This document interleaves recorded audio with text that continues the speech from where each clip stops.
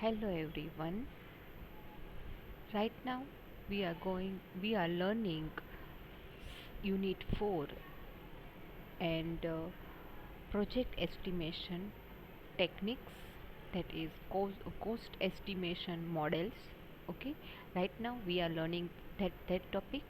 In that topic we have learned empirical estimation technique, uh, heuristic techniques, and third one that we have still remaining, that is analytic estimation technique.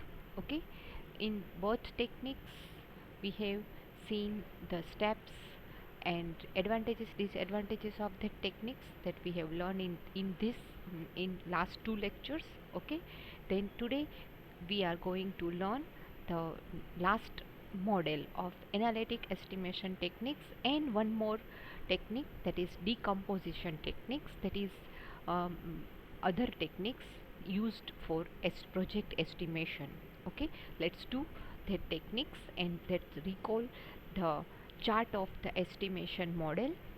Okay, this chart is also we have seen in last two lectures and last lecture also. Okay, so we can identify which model we have. Right now we are going to learn. Okay, that is these two models, first empirical and heuristic techniques that we have learned in last two lectures, and today analytical estimation techniques we are going to learn. So let's do that. Analytic estimation technique is a type of technique that is used to measure a work. Okay, work તમારું કેટલું છે એ measurement માટે analytic એસ્ટિક use થાય છે. Okay, ઇમ્પેરિકલ technique જે છે એ practically જે કાંઈ વર્ક છે એ વર્ક કઈ રીતે ક્યાં યુઝ થશે એના ઉપર એ આખું ઇમ્પેરિકલ ટેકનિક્સ જે છે એ યુઝ થશે. ઓકે, એ ઇમ્પેરિકલ ટેકનિક્સ જે છે એ પ્રોજેક્ટ કોસ્ટ શેડ્યુલ બંને વસ્તુને મેઝરમેન્ટ કરશે. Okay, it is based on the educated guess and project parameters. That is based on that one. While heuristic techniques that are based on the historical data and theory.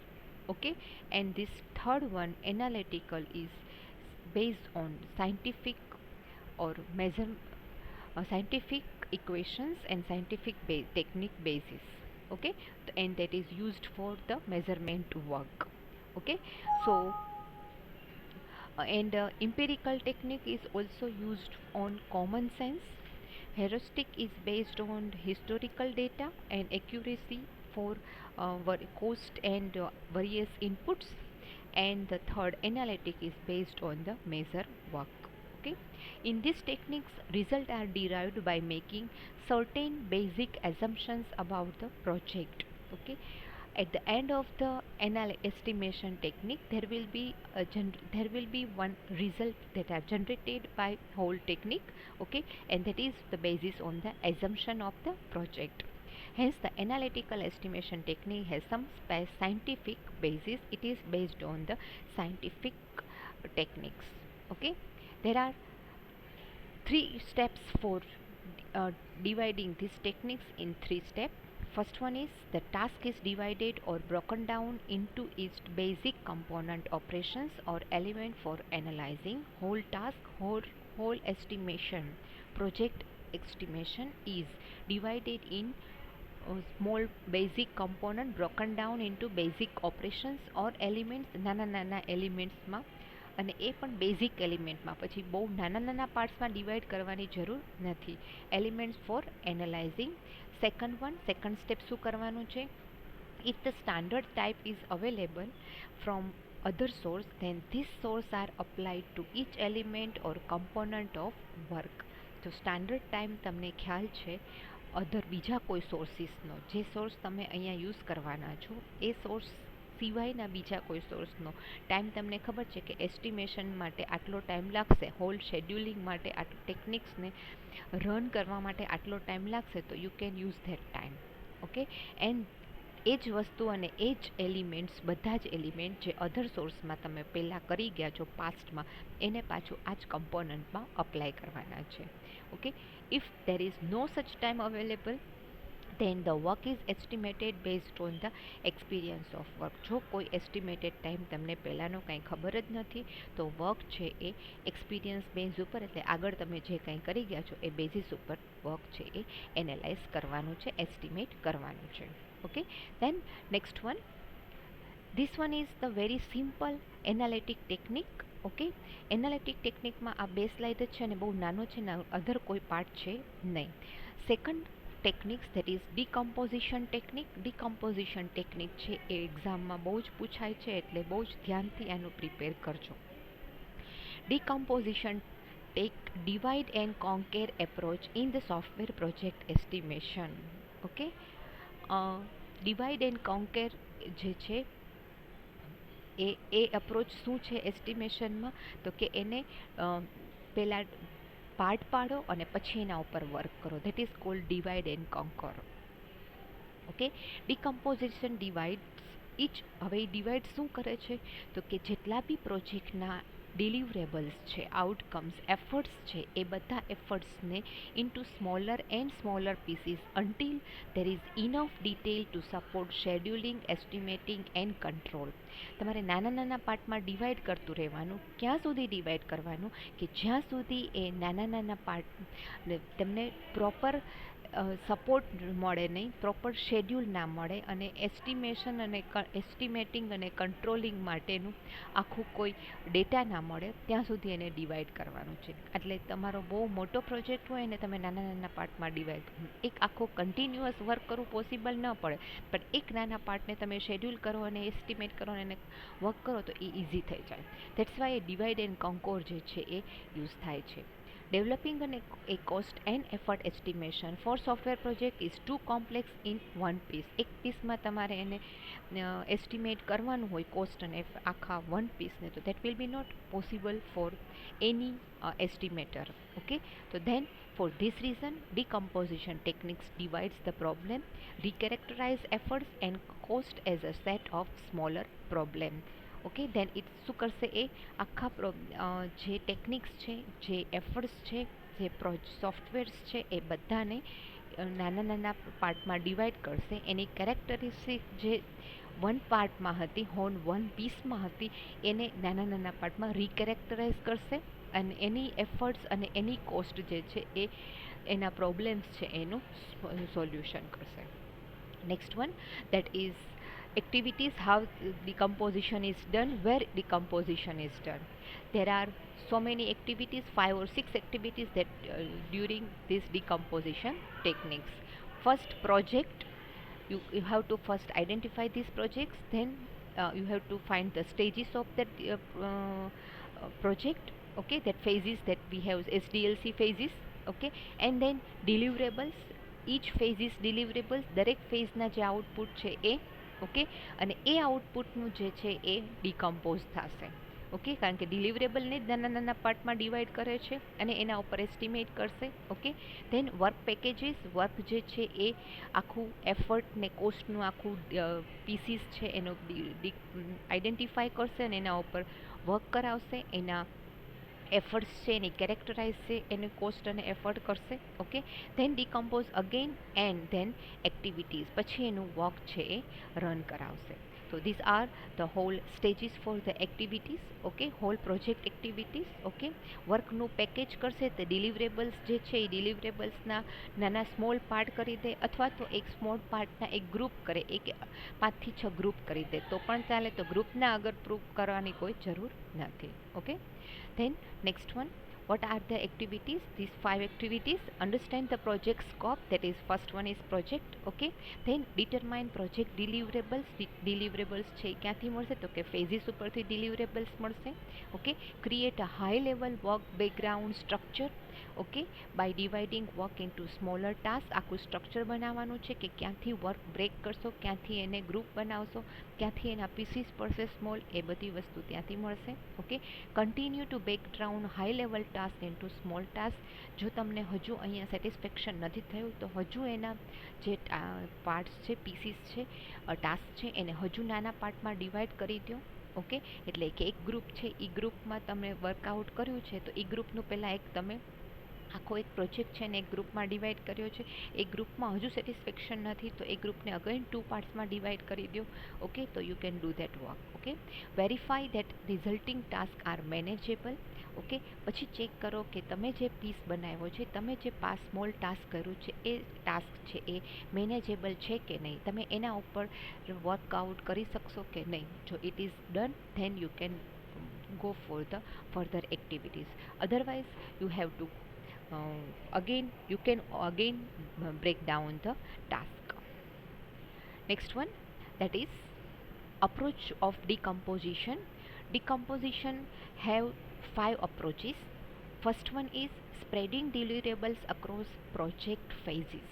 Okay, deliverables તમે કઈ રીતે identify કરશો, ડિકમ્પોઝિશન કઈ રીતે કરશો દરેક ડિલિવરેબલનું, that is done in this approaches part. તો deliverable across the project phases જે છે એના તમારે પાર્ટ પાડવાના છે. આ અપ્રોચ ક્યારે યુઝ થાય તો this is for the project conducted in waterfall fashion.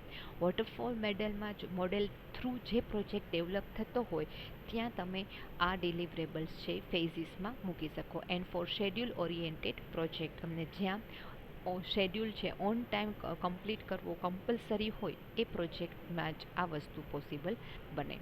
Spreading deliverables across knowledge area.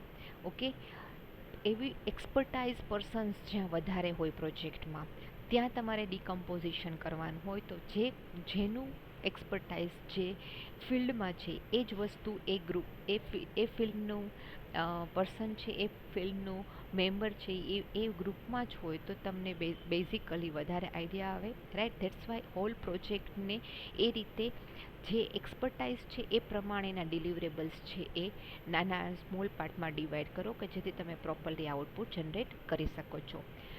Area કયા કયા હોય તો કે ઓપરેશન વાઇઝ ઘણા લોકોને હાર્ડવેર પોર્શન વધારે સારું હોય તો એ વધારે સારું કરી શકે. ફિનાન્સ ઘણાનું સારું હોય તો એ એસ્ટિમેશન પોર્શનમાં વધારે સારું કરે. લેંગ્વેજીસ કોઈની વધારે સારી હોય એટલે સોફ્ટવેર ઘણા સારા આવતા હોય તો ડેવલપમેન્ટ વધારે સારું આવડતું હોય તો એ એક્સપર્ટાઇઝને એ એરિયામાં મૂકી શકો.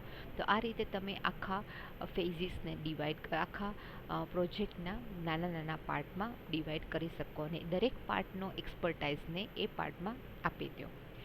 Spreading deliverables across process oriented project હોય તો ત્યાં આ ડિલિવરેબલ્સ છે આ અપ્રોચ સાથે વર્ક થશે.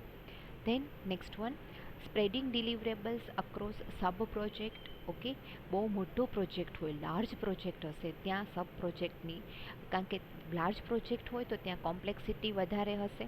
રાઈટ, તો એ કોમ્પ્લેક્સિટી વધારે હશે તો એને તમારે સ્પેસિફિક પાર્ટમાં ડિવાઈડ પણ વધારે વાર કરવા પડશે. તો ત્યારે પ્રોજેક્ટનો સબ પ્રોજેક્ટ, જેમ આપણે સિસ્ટમની સબ સિસ્ટમ મૂકી એમ પ્રોજેક્ટની સબ પ્રોજેક્ટનું પાર્ટ પાડવા પડે. તો દેટ્સ વાય કે ત્યાં આપણે ડિલિવરેબલ્સ છે એ સ્પેસિફિક પાર્ટમાં મૂકવા પડે. તો ત્યાં આ subject across deliverables across sub project છે એ યુઝ થશે. Organizing deliverables hierarchically. When major deliverables are divided to sub deliverables, this approach is used. Okay, almost all બધા જ ડિલિવરેબલ્સ એટલે કે જેટલા બી આઉટકમ્સ છે એ બધા જ આઉટકમ્સ છે એ અગેન નાના નાના પાર્ટમાં ડિવાઈડ થઈ ગયા હોય તો ત્યારે એને તમારે એક આખા અપ્રોચ મૂકવો પડે. Hierarchical I think all of you know that what is hierarchical. Hierarchical is chart form. સૌથી હાઈએસ્ટ એના બે પાર્ટ, તમે કોઈ પણ એક ટેબલ બનાવો, ચાર્ટ ફોર્મેશન બનાવો તો એ હાયરેચિકલ ફોર્મ્યુલા થાય. આપણે આગળ જ પહેલી જ સ્લાઇડમાં જોયું કે કોસ્ટ એસ્ટિમેશન ટેકનિક છે એ 3 મોડેલ છે, એ 3 મોડેલમાં ડિવાઈડ થાય છે. ઓકે, અને એમ્પિરિકલ છે એના પણ અગેન 2 પાર્ટ પડે છે. Right, expert estimation and judgement, expert judgement અને બીજું જે છે એ ડેલ્ફી મોડેલ. ઓકે, અને હેરોસ્ટિક જે છે એમાં કોકોમો 1 અને કોકોમો 2 આ બે પાર્ટ પડે છે. તો આ જે વસ્તુ છે બની that is called the hierarchical portion. Okay, એ હાયરેચિકલ ચાર્ટ કહેવાય કે જેથી તમે આખા મોડેલ્સને બધા જ ગ્રુપમાં ડિવાઈડ કર્યા. It is best for product oriented project. જ્યાં બહુ બધી પ્રોડક્ટ હોય ત્યાં જ તમે એની હાયરેચિકલ બનાવી શકો. રાઈટ, કે પ્રોડક્ટની કેટેગરીને સબ કેટેગરીને એના પ્રોડક્ટને બહુ બધી કેટેગરી હોય ને બહુ બધા સબ કેટેગરી હોય તો તમે ત્યાં હાયરેચિકલ બનાવી શકો. Okay, there are types of decomposition. Decomposition have four types: recursive decomposition, data decomposition, exploratory decomposition, and speculative decomposition. Okay, the recursive and data first two composition techniques are relatively general purpose as they can be used to decompose a wide variety of problem. General purpose general problem માં હોય ત્યાં આ decomposition use થાય.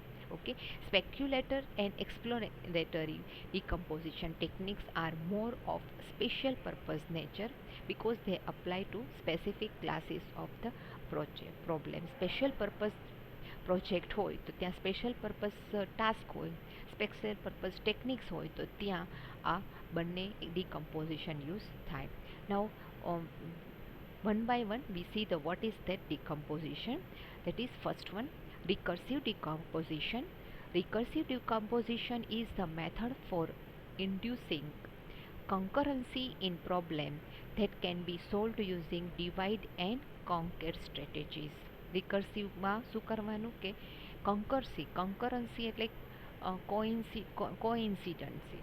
Okay, તો એ કોઇન્સિડન્ટલી જે કાંઈ consistency not કોઇન્સિડન્સી, consistency જે હોય, કન્સિસ્ટન્સી એટલે એક સરખી જે વર્ક થતું હોય એ એક સરખી પેટર્નથી વર્ક થતું હોય એને કન્સિસ્ટન્સી કહેવાય.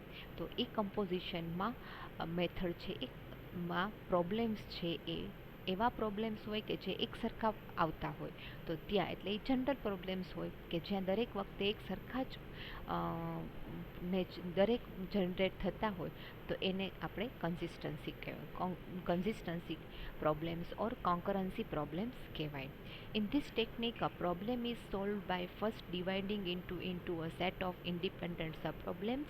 ઓકે, આમાં શું કરવાનું છે, જનરલ પ્રોબ્લેમ છે તો પણ તમારે હોલ પ્રોબ્લેમ્સ છે, હોલ ડિલિવરેબલ્સ છે એ બધાને એના સબ પાર્ટમાં ડિવાઈડ કરવાના છે. Okay, each one of these sub-problems is solved by recursively applying a similar division into small sub-problems followed by a combination of their result. હવે શું કરવાનું છે, દરેક સબ પ્રોબ્લેમ છે એનું સોલ્યુશન કરવાનું છે. એ સોલ્યુશન કઈ રીતે, તો કે રિકર્સિવલી કન્ટિન્યુઅસલી એકને એક વસ્તુ છે એને બીજા નાના પાર્ટમાં ડિવાઈડ કરી અને એનું આઉટકમ્સ રિઝલ્ટ જોવાનું છે અને આ રિઝલ્ટ છે એ કોમ્બિનેશનમાં આપીને ચેક કરવાનું છે. Okay, divide and conquer strategy result in natural concurrency as different sub-problems can be solved concurrently.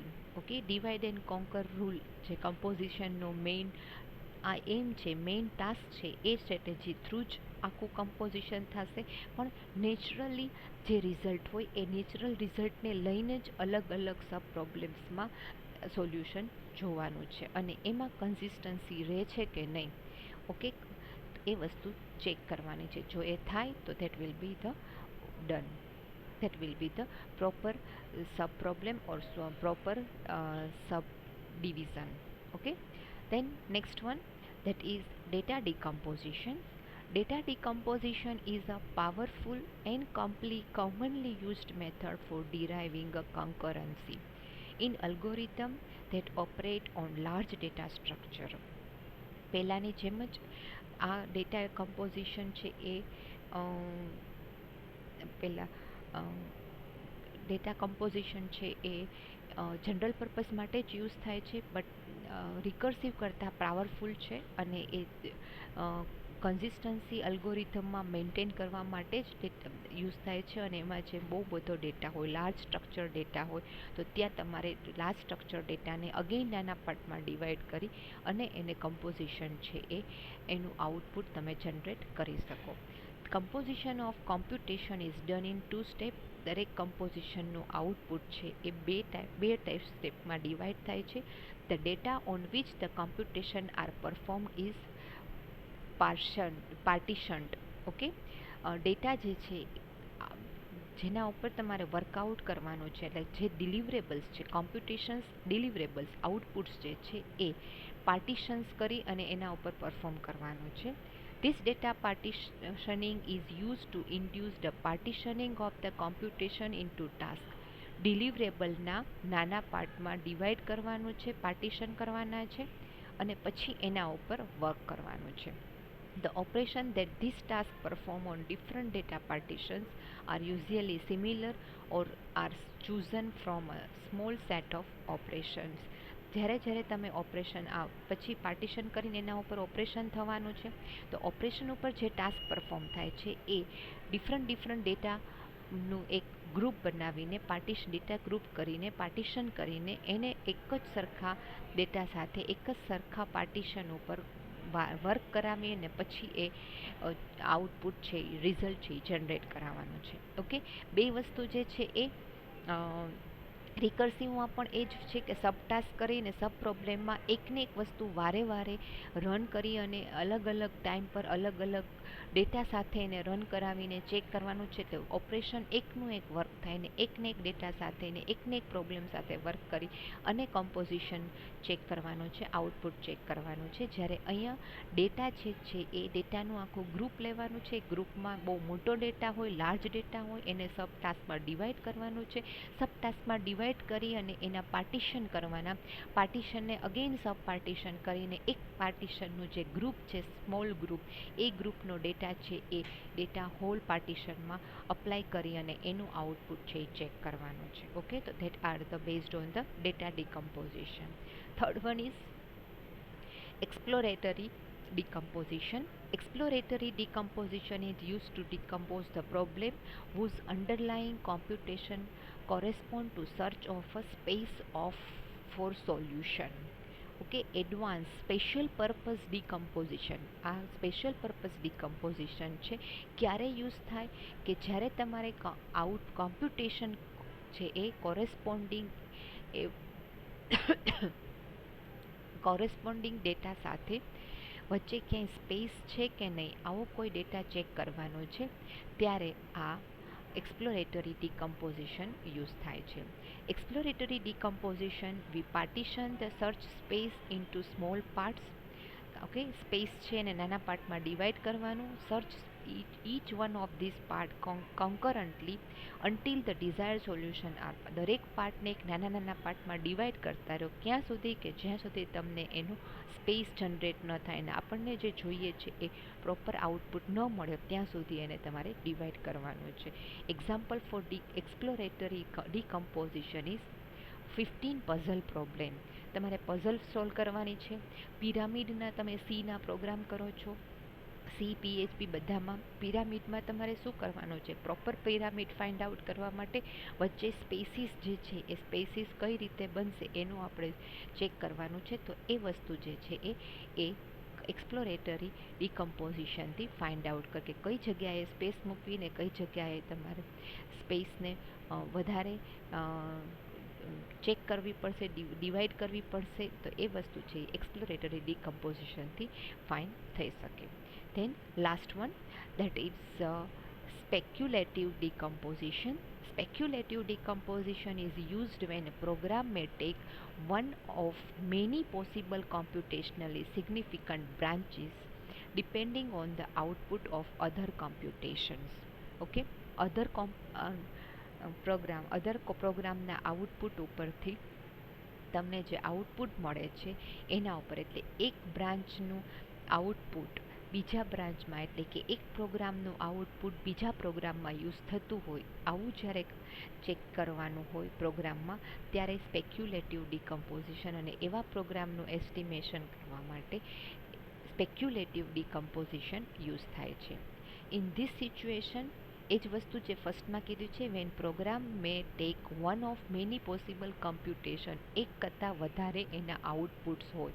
તો જ્યારે કન્ડિશન હોય ત્યારે જ આઉટપુટ હોય, અને અથવા તો કન્ડિશન ઇફ એલ્સ હશે તો એક કે બે જ આઉટપુટ હશે. પણ જ્યારે એવી કન્ડિશન્સ કે જેમાં તમારે બહુ બધા ઓપ્શન્સ છે ને એને સિલેક્ટ કરવાના છે, તો ત્યારે એ આ સ્પેક્યુલેટિવ ડિકમ્પોઝિશન યુઝ થાય છે. એનો એક example that is switch case, કે જેમાં તમારે કેસીસ છે એ તમારે જેટલા નાખવા હોય એટલા નાખી શકાય. તો એમાં કેસીસ બહુ બધા હોય, તો ત્યારે સ્પેક્યુલેટિવ ડિકમ્પોઝિશનનો યુઝ થાય. In this situation, while one task is performing the computation whose output is used in deciding the next computation. Okay, એક એટલે એ જ વસ્તુ, એક ટાસ્ક કમ્પ્લીટ થઈ ગયું, એનું જે આઉટપુટ, એનું કમ્પ્યુટેશન જે થયું એ બીજા એના ઉપરથી બીજું આઉટપુટ તમે ચેક કરી શકો, અને એના ઉપરથી તમે એના બીજા કન્ડિશન ચેક કરી શકો. એટલે આપણે સ્વિચ કેસમાં એ જ વસ્તુ કરીએ છીએ. સ્વિચ કેસમાં સિલેક્ટ, તમે કાંઈ ઓપરેશન સિલેક્ટ કર્યું, ઓકે, ઓપરેશન સિલેક્ટ કર્યું, એમાં પોઝિટિવ એડિશન સિલેક્ટ કર્યું, પછી એમાં નંબર એન્ટર આપ્યા, એ નંબર એન્ટર આપી અને બે નંબરને એડ કર્યા, અને આ બે નંબર એડ થતાં એ ઓડ છે કે ઇવન એ આપણે ફાઇન્ડ કરવું હોય તો અગેન તમારે ઇફ કન્ડિશનમાં જવાનું. આ ઇફ કન્ડિશનમાં બે કન્ડિશન પાછી આવી, તો આ શું થયું, એકમાંથી બીજા પ્રોગ્રામમાં આખા જતા રહ્યા, રાઈટ. એડિશનનો એક સિમ્પલ પ્રોગ્રામ છે, નાનો પાર્ટ છે, એને તમે સ્વિચ કેસમાં એક કેસમાં મૂકી દો તો એ એક કરતાં વધારે પાર્ટીશનમાં કોમ્પ્યુટેશનમાં વર્કઆઉટ થાય. અને સ્વિચ કેસનું એક કોમ્પ્યુટેશન એ શું થયું, તમે કેસ સિલેક્ટ કરો, એનું આઉટપુટ તમે બીજા કોમ્પ્યુટેશનમાં યુઝ કરો. એટલે એ કેસની અંદર તમારે ઓપરેશન એડિશન સિલેક્ટ કર્યું છે, તો એડિશનની અંદર તમારે ઓપરેશન કરવાનું છે. તો એ ફર્સ્ટ કોમ્પ્યુટેશન હતું તમારું સિલેક્શન ઓપરેશન, એ ઓપરેશન આઉટપુટ થયું તમારું, તમે એડિશન સિલેક્ટ કર્યું એ આઉટપુટ છે. હવે એ આઉટપુટ તમે કેસમાં યુઝ કરશો એડિશન કરવા માટે, તો એડિશન માટે બે નંબર આપશો અને પછી એ નંબર એડ થતાં ઓડ છે કે ઇવન તમે ફાઇન્ડ આઉટ કરી શકશો. It is given in this second point. In this situation, while one task is performing the computation whose output is used in deciding the next computation, એ એક task તમે કર્યું, એનું output બીજામાં તમારે use કરવાનું છે. Other task can concurrently start the computation of the next stage. પછી બીજું ટાસ્ક છે એ કન્સિસ્ટન્ટલી બીજું સ્ટાર્ટ કરશે કોમ્પ્યુટેશન માટે, તેના પછીનું જે હશે એ ત્યાંથી સ્ટાર્ટ કરશે, એટલે કે નંબર ઇનપુટ આપવાના અને એડિશન કરવાનું એ ત્યાં સ્ટાર્ટ કરશે. This scenario is similar to evaluating one or more of the branches of switch statement in C in parallel before the input for the switch is available. આ સિનારીઓ તમે સીમાં જોવો જ છો, એક કરતાં વધારે બ્રાન્ચીસ સ્વિચ કેસમાં હોય જ છે, રાઈટ. અને એને પેરેલલ તમે ઇનપુટ આપો છો તો ઇનપુટ પણ એ દરેકમાં વર્કઆઉટ થઈ શકે છે. Okay, so this and the next one, that is speculative decomposition. એમાં જ આગળ હજુ એક પોર્શન આ સ્વિચ કેસમાં જ છે. while one task is performing the computation that will eventually resolve the switch, other task could pick up the multiple branches of the switch in parallel. હવે આ જ વસ્તુ પેરેલલમાં જે આગળનો પોઈન્ટ આપ્યો છે એ જ પોઈન્ટને સાથે જ છે અહીંયા. ઓકે, આ પોઈન્ટ છે કે આ સિનારીઓ એકનું આઉટપુટ બીજામાં તમે યુઝ કરો છો અને એનું ડિલિવરેબલ ચેક કરો છો, એ જ સિનારીઓ અહીંયા જોવાનો છે કે evaluating the branches of switch statement in C in parallel before the input for the switch is available. તમે સીમાં સ્વિચ સ્ટેટમેન્ટમાં ઇનપુટ આપો એ પહેલાં તમારે બીજા ઇનપુટ સ્વિચમાં લેવાના હોય છે, અને એ ઇનપુટ છે એ કયા ઇનપુટ લ્યો છો એ આપણા next પોઈન્ટમાં. while one task is performing the computation that will eventually resolve the switch, એક ટાસ્ક તમે પરફોર્મ કરશો સ્વિચનો કાંઈ પણ, એનું તમને કંઈક આઉટપુટ મળશે. Other task could pick up the multiple branches of the switch in parallel. Okay, અને અધર ટાસ્ક તમે બીજું કોઈમાં મૂકો કે જે મલ્ટિપલ બ્રાન્ચ સિલેક્ટ કરે છે. ઓકે, તો a multiple parallel A select કરે છે, તો બે વસ્તુ સાયમલ્ટેનિયસ છે એ વર્કઆઉટ થાય છે. તો સ્વિચ કેસમાં તમે બે વસ્તુ મૂકો, એક સ્વિચ કેસ છે એ લોજિકલ ઓપરેશન માટે મૂકો, ને એ જ ઇનપુટ માટે તમે એને એરિથમેટિક ઓપરેશન માટે મૂકો તો બે વસ્તુ છે એ સાયમલ્ટેનિયસ છે એ પોસિબલ બને. When the input for the switch case has finally been computed, the computation corresponding to the correct branch would be used while the corresponding to the other branches would be discarded. જ્યારે તમે જે branch select કરો છો એટલે કે switch કેસનો જે case select કરો છો એ જ એનું આઉટપુટ જનરેટ કરશે, રાઈટ, અને કોરેસ્પોન્ડિંગ બીજી બ્રાન્ચ છે એ ડિસ્કાર્ડ થઈ જશે. So that is the speculative decomposition. In this one is the special purpose decomposition કે special purpose cases ને ચેક કરવા માટે જ એ decomposition નો યુઝ થાય છે. Okay, so that's it. Here we have completed decomposition technique. In next session we will see the other topic, that is automated estimation tool. Okay, in this lecture we have done the analytic estimation technique, that is the model of the cost estimation model, and the second one is decomposition technique. Decomposition techniques છે જો અલગ જ છે, એ કોઈ estimation ટેકનિકની અંડરમાં નથી, right. એના પણ આ 4 કમ્પોઝિશનના ટાઈપ છે. આ ડિકમ્પોઝિશન ટેકનિક એક્ઝામમાં 5 માર્ક્સમાં પૂછાય છે, so prepare it very well. Okay, so thank you very much and bye bye till the next session.